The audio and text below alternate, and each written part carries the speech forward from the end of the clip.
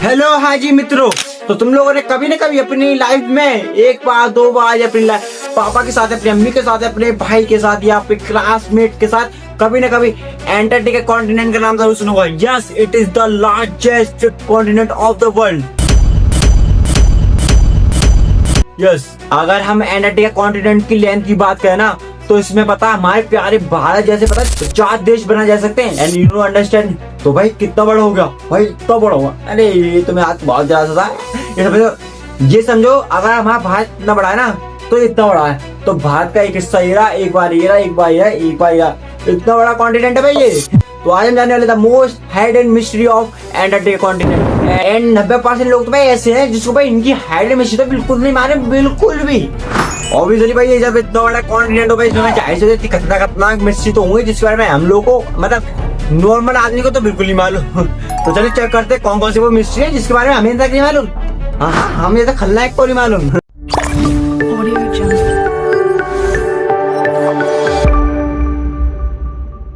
भरा हुआ दुनिया का सबसे बड़ा मिस्टीरियस कॉन्टिनेंट है जिस पर 1821 में पहली बार कदम रखा गया था। हमारी जमीन पर टोटल 7 कॉन्टिनेंट्स मौजूद हैं और एंटार्क्टिका दुनिया का 5वां सबसे बड़ा कॉन्टिनेंट है जो पूरे का पूरा बर्फ से भरा हुआ है। एंटार्क्टिका बर्फ का इतना बड़ा कॉन्टिनेंट है जिस पर 5 किलोमीटर गहराई तक सिर्फ बर्फ ही बर्फ है। जिसने 5 किलोमीटर, आप तो समझ सकते हो 5 किलोमीटर कितना, तो शायद ये इतना हो गया। अगर मेरे घर से लेके एक हमारे घर के पास में बाईपास है तो वहां तक होगा 5 किलोमीटर तक पानी में, समुद्र के अंदर भाई। वो कॉन्टिनेंट के 97% हिस्से को कवर किया हुआ है। बर्फ का ये कॉन्टिनेंट पूरे 1,36,00,000 स्क्वायर किलोमीटर के एरिया पर फैला हुआ है, जिसमें पाकिस्तान जैसे 17 मुल्क और इंडिया जैसे 4 मुल्क फिट आ सकते हैं। तो समझे 17 मुल्क पाकिस्तान जैसे आ सकते हैं भाई, 17 और 4 हिंदुस्तान जैसे। इस कॉन्टिनेंट पर इतनी बर्फ है कि अगर वो एक साथ सारी पिघल जाए तो दुनिया भर के समुद्रों की सतह में 200 फुट तक इजाफा हो जाएगा। दुनिया के फ्रेश वाटर का 60% हिस्सा आई डोंट नो भाई ज्यादा बोल दिया, ज्यादा मतलब कह दिए 200 फीट भाई, 200 फीट बहुत हो गया, 200 फीट।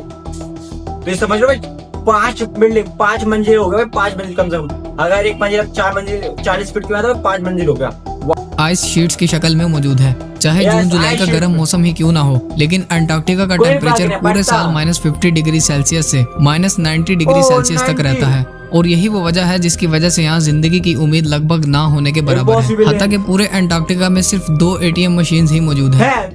भाई एंटार्कटिका में क्या जरूरत पड़ेगी ATM की यार? नहीं भाई वहाँ पर लोग रहते हैं, फिर भी एंटार्कटिका में भाई ATM बैंक लगा रखी है। ओह शिट, कोई ना कोई हो सकता है कोई ना कोई काम हो, हमको तो मालूम ही नहीं।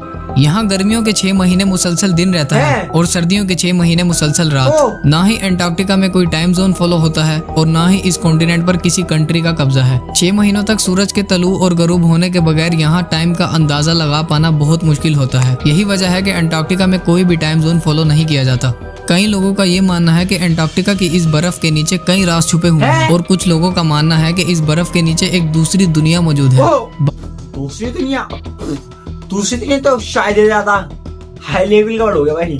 दुनिया तो भाई एक ही है, वो है ये अर्थ। एंड इसके अलावा शायद भाई मुमकिन है कोई और दूसरी दुनिया हो। एंड और भाई कोई अलग प्रजाति भी हो सकती है।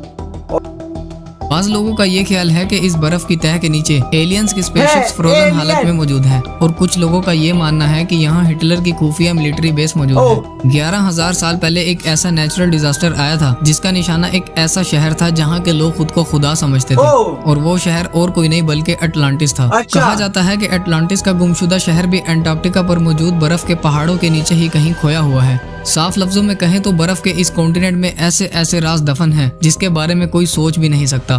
तो भाई इतनी सोच सकता था, क्यों बता रहे हो फिर? पिछले कई सालों से साइंटिस्ट और रिसर्चर्स अंटार्कटिका के इन राजों को ढूंढ निकालने की मुसलसल कोशिशों में लगे हुए हैं और रिसर्च के दौरान इन्होंने ऐसी चीजें डिस्कवर की हैं जिन्होंने इन राजों को फाश करने की बजाय इस कॉन्टिनेंट को और भी मिस्टीरियस बना दिया है। यूं कहें कि अंटार्कटिका की मिस्ट्री सुलझने के बजाय उलझती ही जा रही है। अंटार्कटिका से अब तक 400 से भी ज्यादा लेक्स डिस्कवर हो चुकी हैं। 400 लेक्स, नदियां 400। How it is possible? Yes और no? It is possible? Yes of course possible. जब साइंटिस्टों ने भाई फाउंड कहते भाई पॉसिबल तो है यार। बर्फ की लेयर्स के नीचे छुपी हुई हैं। 2009 में अंटार्कटिका की बर्फ के अंदर से एक बिल्ली का ढांचा मिला था जिसने रिसर्चर्स के होश उड़ा दिए थे। हैरत की बात ये थी कि ये ढांचा किसी आम बिल्ली का नहीं था। ये जिस बिल्ली का ढांचा था वो अंडे देने वाली बिल्ली थी। तहकीक अंडे अंडे अंडे देने वाली बिल्ली। तुमने आज तक कहीं बिल्ली के अंडे दे सकती है? भाई मैंने तो आज तक ये सुना है इंसान रिप्रोड्यूस करता है वैसे ये बिल्ली भी रिप्रोड्यूस करती है। आज तो पहले सुना भाई अंटार्कटिका के अंदर एक ऐसी बिल्ली मिली जो अंडे देती है। वाह सो अमेजिंग यार। समझ सकते हो अंडे देती है अंडे, डायरेक्ट है इनडायरेक्ट। के बाद मालूम पड़ा कि ये जानवर आज से तकरीबन 2.5 करोड़ साल पहले जमीन पर पाया जाता था। ये लोग कैसे बोल देते हैं 2.5 करोड़ 400 करोड़ 500 करोड़? शर्म तो आती नहीं है 2.5 करोड़ पहले।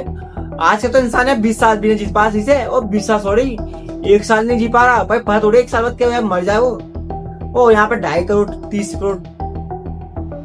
1911 में अंटार्कटिका से सबसे पहला मीटियोराइट मिला था और तब से लेकर अब तक इस कॉन्टिनेंट से तकरीबन 45,000 से भी ज्यादा मीटियोराइट्स मिल चुके हैं। मीटियोराइट सख्त पत्थर के ऐसे टुकड़े होते हैं जिनका ताल्लुक हमारी जमीन से नहीं होता बल्कि वो किसी और प्लेनेट से टूट कर आए होते हैं। रिसर्चर्स के मुताबिक इन मीटियोराइट्स में से कई तकरीबन 7 लाख साल से भी ज्यादा पुराने हैं। 2015 में अंटार्कटिका से एक छोटा मीटियोराइट डिस्कवर किया गया था। रिसर्च के बाद मालूम पड़ा कि ये मीटियोराइट कहीं और से नहीं बल्कि मार्स से टूटकर आया था क्योंकि मार्स से वो मीटियोराइट भाई मार्स से टूटते हुए। Wow wow wow wow wow. बस सुनो थोड़ा अजीब लगा लेकिन भाई सच है भाई। इसमें ऐसे बैक्टीरिया मौजूद थे जो मार्स पर पाए जाते हैं। 2014 में आर्कियोलॉजिस्ट ने अंटार्कटिका से एक ऐसी चीज डिस्कवर की जिसने सबको हैरत में डाल दिया था। आर्कियोलॉजिस्ट को रिसर्च के दौरान 3 इंसानी खोपड़ियां मिली जो अंटार्कटिका से मिलने वाली पहली इंसानी खोपड़ियां थी। नॉर्मल खोपड़ियों के मुकाबले ये खोपड़ियां बिल्कुल अलग थी क्योंकि इनके सर इंतहा से ज्यादा बाहर निकले हुए थे। इस तरह की खोपड़ियां साइंटिस्ट को इजिप्ट और पेरू से भी मिल चुकी हैं जो इस बात की तरफ इशारा देती हैं कि शायद आज से हजारों साल पहले अंटार्कटिका में भी लोग रहा करते थे जिनका कोई ना कोई ताल्लुक एंशिएंट इजिप्ट सिविलाइजेशन से भी जरूर रहा होगा। 1911 में टेलर नामी जैसे इन इंसानों खोपड़ी ऐसे उठी हुई है ऐसा पता तुम्हें एलियन तो भी देखोगे। यस ऑफ कोर्स एलियन तो भाई उनका भी तो चेहरा भाई ये उनकी खोपड़ी इतनी उठी हुई है तो शायद ये एलियन भी हो सकता है भाई। यस इट इज प्रूफ भाई एलियन है ये। मजाक कर रहा हूँ सच्ची मानो फिर अखबार छपा दो। झूठ भाई वो सच बोल ले। अंटार्कटिका में एक ऐसा वाटरफॉल डिस्कवर किया था जहां पानी की जगह ब्लड फॉल होता है और इस मकाम को टेलर ग्लेशियर कहा जाता है। कई सालों तक यही माना जाता रहा था कि इस ग्लेशियर के अंदर से खून बहता है लेकिन रिसर्च के बाद ये मालूम हुआ कि इस ग्लेशियर के नीचे एक बहुत बड़ा पानी का डैम मौजूद है और इस पानी में समुद्र के पानी से भी 3 गुना ज्यादा सॉल्ट मौजूद है और इसके साथ ही इस पानी में पहाड़ों से निकलने वाला आयरन भी मौजूद है। और जब ये पानी ग्लेशियर से बाहर निकलता है तो पानी में मौजूद आयरन हवा में मौजूद ऑक्सीजन से मिलकर आयरन ऑक्साइड बनाता है और यूं पानी रेड कलर में बदल जाता है। इसी पानी में 17 टाइप के बैक्टीरिया भी डिस्कवर हुए थे और हैरत की बात तो ये थी कि इन बैक्टीरिया को जिंदा रहने के लिए ऑक्सीजन और सनलाइट की भी जरूरत नहीं पड़ती। तुमने आज कभी सुना कि कोई ऐसा जीव या ऐसी प्रजाति है जो बिना ऑक्सीजन के रह सकती है?